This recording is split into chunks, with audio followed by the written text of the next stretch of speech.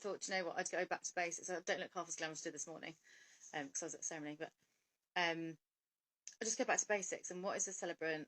Why are they useful to have? How can we problem solve for you? And what do we do? So, first of all, a celebrant is someone who helps you celebrate a rite of passage.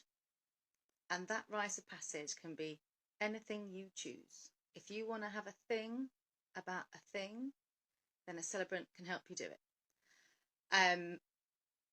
It tends to be weddings, funerals, and namings. But I've done, I love doing a reclaim of self ceremony that I do, which I've done for women who had been divorced but have had children and wanted to have the same name as their children. Then once all their children have been married and changed their name, they've had a kind of naming ceremony, which is a reclaim of self. That's wonderful. I've also done housewarmings in more of a slightly more floaty way, a bit of fudging and some nice bits around the houses and reclaiming the energy for themselves. Again, that was part of a divorce healing. And I've done sweet 16s, and I've done renamings of someone that had gender change. But it tends to be weddings, funerals, namings. I love the other things that people throw at me because imagination is your only limit. And if you want to have a do about a thing, then we're your people. But sticking to the sort of main three, a celebrant will help you celebrate. They are not legally binding in England. In Scotland, a celebrant is legally binding and they can marry you. Sorry, if I look that way, it's because the children are all next door and I can hear crying. And I was hoping they'd all be asleep by 8 o'clock, but of course they're not. Oh, the little one's crying. Yeah, I heard a thump. She's fallen out of bed, she'll climb back in. Alright, if it's still here in 2 minutes, I'm going to have to jump off. So, they're not legally binding in England, which some people really want them to be, and that's fine. It is simpler for the couples for the celebrant to be legally binding. For me personally, quite happy not having all that jazz. So I say to my couples, if it's for a wedding, head down to the registry office in their place of work, in their time, because the minute you call them out on a Saturday and it's out their place of work, or you call them out at their 9 to 4, whatever their hours are, the price goes up, because it's a premium, because you're doing what you're asking us to do, but we can do it for, like, I don't know, a bit more, but won't be a stranger. We'll give you a rehearsal. We'll have been with you on the journey, and we'll show you the script. We'll help you write your vows. Like, just, there's so much we do. There's so much we do. And it means you might spend 2 years, 4 years, 6 weeks, depends what your turnaround time is, depends what kind of couple you are, depends what circumstance you're in. And the celebrant will be with you on that journey. And it takes so much the stress away because you've done the legal bits. It doesn't matter if you fluff it. It doesn't matter if you choke and you start crying. Makes it better, makes it more entertaining, makes it more heartfelt, makes it more real, makes it more authentic. It's just win-win for me. I don't understand why you'd want a stranger in the room telling you what to say, dictating to you what kind of spouse you're going to be, vetoing your music because you've got a certain word in it. Just don't do it to yourself. Give yourself the freedom. It's out there. We're here. With a funeral, you don't need a funeral to be legally binding anyway, so registrars don't tend to do funerals. But it's all that ingredients that make it tailor-made, that make it bespoke, that make it more relaxed, that make it more approachable, that make it more authentic, which will make an uncomfortable situation like a funeral a lot more comfortable. It's never going to make a funeral, jolly. There will be jolly elements, there will be celebrational moments, there will be smiles, but there will be sorrow. Because you're at a funeral, Because when someone dies, it's horrible. You don't want them to die. They're your best mate, you know? So we can't make it go away, but we can make something horrible as nice as possible. Because for all the same reasons why you would choose Celebrant for your wedding, because we're with you on a bit of the journey. We are experts in our field of being able to hold the room. So you can go to pieces if you want, because we're here to hold. I'm all about holding space, whether it's space for faith, whether it's space for love, whether it's space for laughter, whether it's space for sorrow. It's about having the presence as the celebrant to hold the space for you, for whatever it is that you need. So someone was like, what's it like a day in the life for you? So I thought it might be interesting for you to hear my day just today. So today is Wednesday. I got up early, went to the office, did some edits on a script for a funeral. There's lots of people kind of all involved in the funeral because it was sudden and they haven't all been able to get together, and because they were COVID, they didn't want to have a meeting in person, so it's liaising with sort of 4 different family members, and the venue and the undertaker, because they got the coffin wrong. I mean, I don't make this stuff up.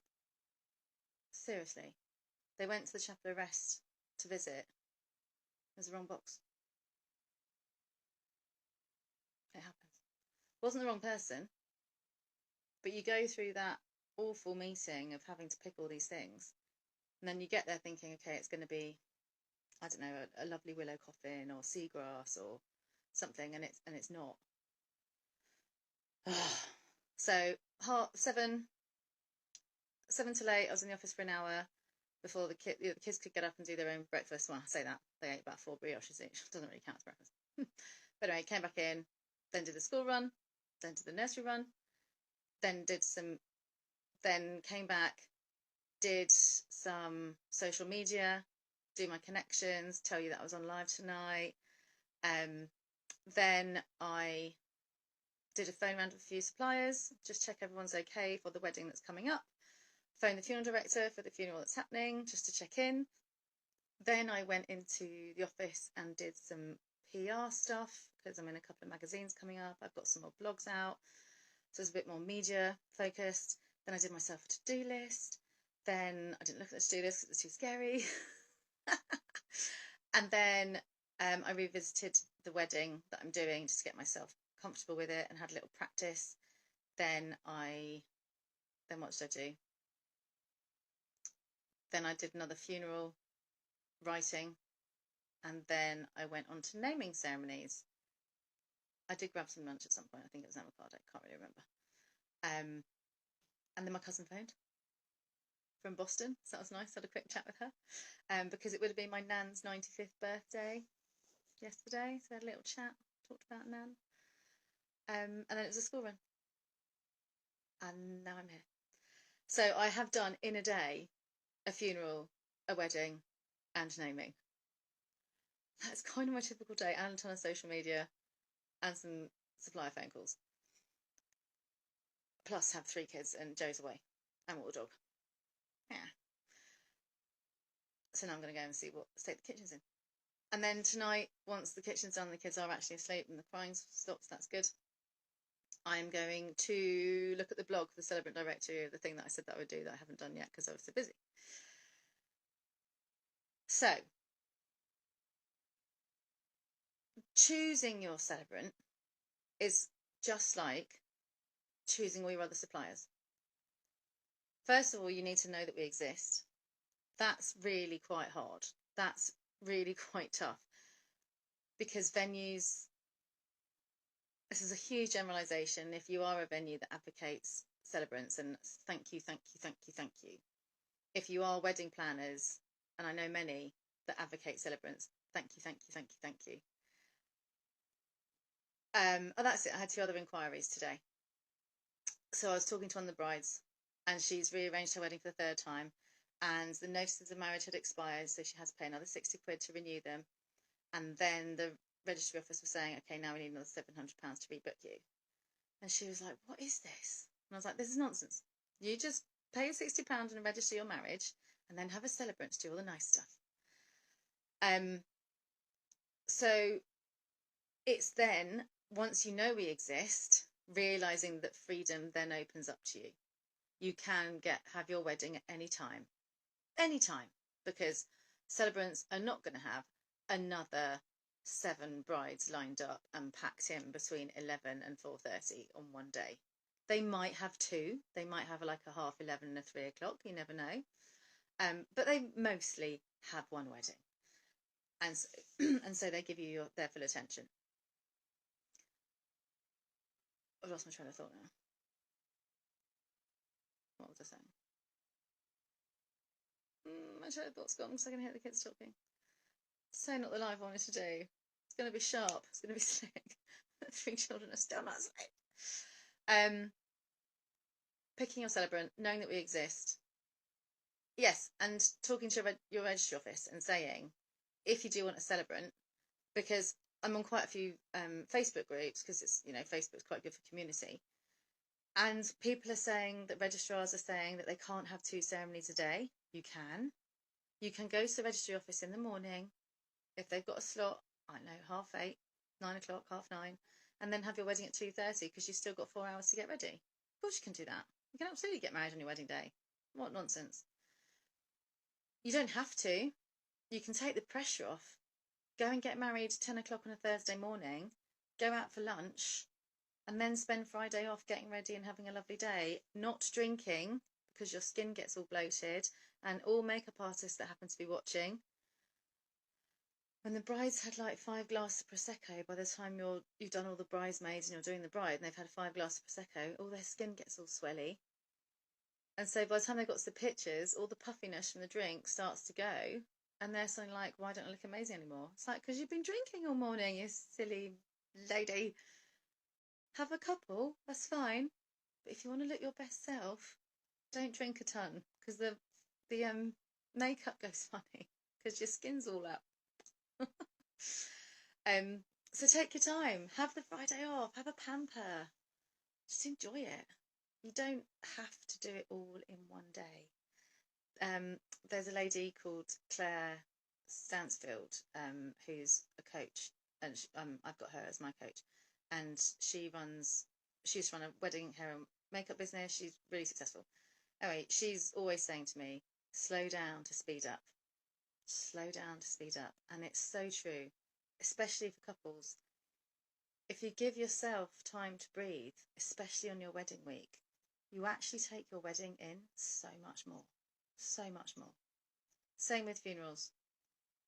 You're in mourning, that person's died, you're in mourning, it's behavioural. You're on the to-do list of like organising what seems like the amount of work that you'd put in for a wedding, for a funeral in 16 days, and then grief hits you. But if you kind of slow down and get a celebrant on board and talk it through and make all those gentle, or make all those big decisions gently, then you take it all in. It just becomes more serene. Because ultimately, I guess, inner peace will come from true love. So if you slow down to, I guess, acknowledge the true love, then that kind of hectic fear goes away, because you're not trying to be somebody for someone and in the right place. You're just there for you being the bride, or there for you being the groom and awaiting your other groom or your bride, or you're being a widow for the first and last time.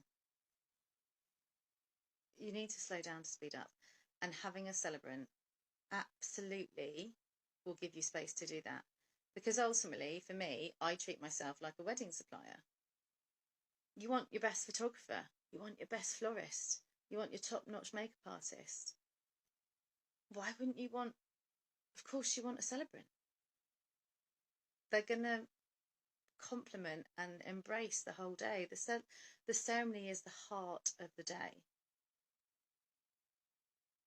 So it's all about finding, I guess, your true love, and slowing down to speed up. And that's why a celebrant is the good choice. And that's why I love my job, because today, for example, I have done bump to burial. I've done naming, I've done a wedding, and I've done funeral works, and I've done inquiries, and I've done PR and social media. It's full on, and it's wonderful. So get in touch. There's things like the Celebrant directory they're on, and it's almost like a dating website. You kind of matchmake yourself. Oh, Alison, it blows me away that so many couples don't make the celebrant their priority. We are ones that are going to we're going to magic moments for them. Yes. But you know what? I don't necessarily think it's their fault. I think it's the culture is changing. It's definitely getting more of a profile. We, you, me, other celebrants, are absolutely flying the flag and getting coverage and putting it out there, and word of mouth. Each time we do a ceremony, someone else knows, someone else has seen it, someone else has gone, wow, did you know them? I always make a point of saying I never had the privilege of knowing, because I hate it when I go to funerals and people are pretending they know them. I make it very clear that when I met the family and heard all about, because I don't want to pretend to be something I'm not, and I don't want people to think that I know more than I do. I'm very clear on that. Yeah, absolutely. Yeah, isn't it a great job? Right, lots of love. Take care. Bye.